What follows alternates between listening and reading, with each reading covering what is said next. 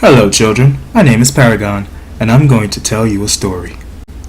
D&D is a well-known, highly customizable, fun tabletop RPG, where you can do just about anything and be just about anyone. But it's that just about part that causes some confusion.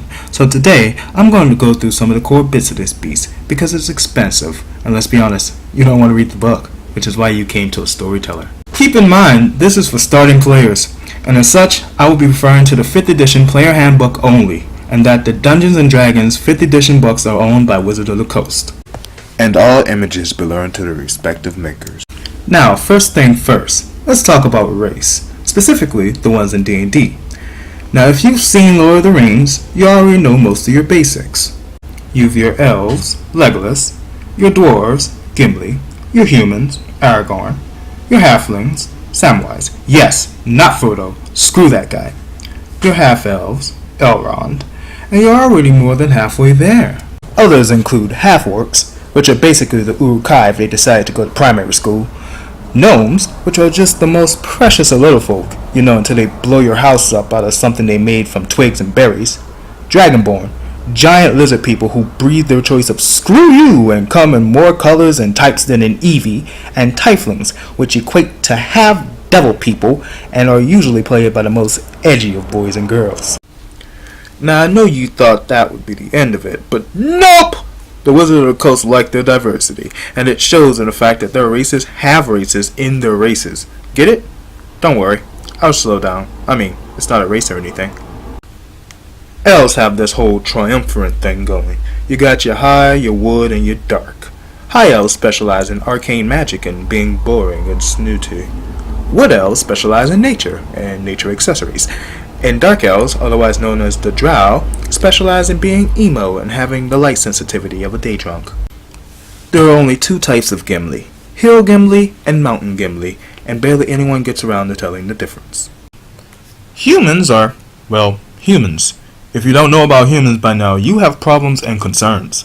They come in every color, ethnicity, and morality, and are seen as the weebs of D&D society, absorbing cultures and going to conventions dressed as half-orcs and making fireball spells out of colored tissue and rocks. Halflings are your second smallest race of hairy-toed jolly men. They come in lightfoots and stout. Lightfoot halflings do their damnedest to be even smaller, as to not be noticeable or hittable when the blades start swinging. And stout halflings are really just skinny dwarves.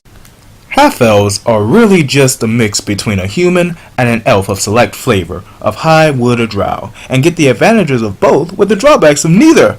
No, they get their own drawbacks, like basically being the red-headed stepchild of the elves. So if you play one, know that somewhere, everywhere, elves hate you, and people are gossiping about you.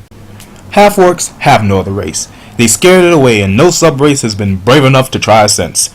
If you play a half-Uruk, know that yes, you are the scariest thing in the room, and yes, that person has just peed themselves because you looked in their general direction. Gnomes are the tiniest of the races, precious, and come in 2 playable and 3 actual races in the player handbook. Deep gnomes stay in the Underdark, and though you can't play them, it's worth mentioning they're the least depressing of the races down there. Forest gnomes are sneaky and secretive, and make furry friends out of the small creatures that live in the forest. And rock gnomes will blow you up with an invention, and yes, they did mean to do it, but no, they will not admit it. A bit tougher than the forest gnomes, they make their friends and lives out of metal and stone.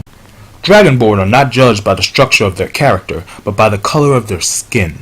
Dragonborn also technically don't have a subrace, but their coloration marks them as having different origins and breath attacks, which may sound unfair until a Dragonborn grabs an enemy by the face, forces open their mouths, and spews acid into and through their body.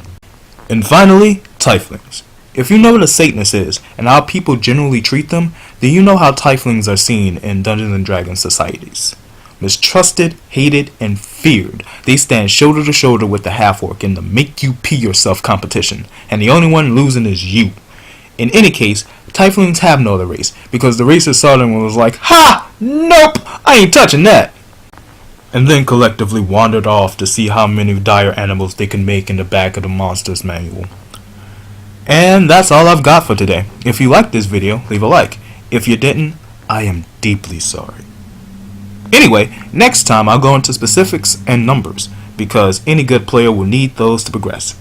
My name is Paragon, and this has been a story with a beginning, a middle, and an end. See you next time.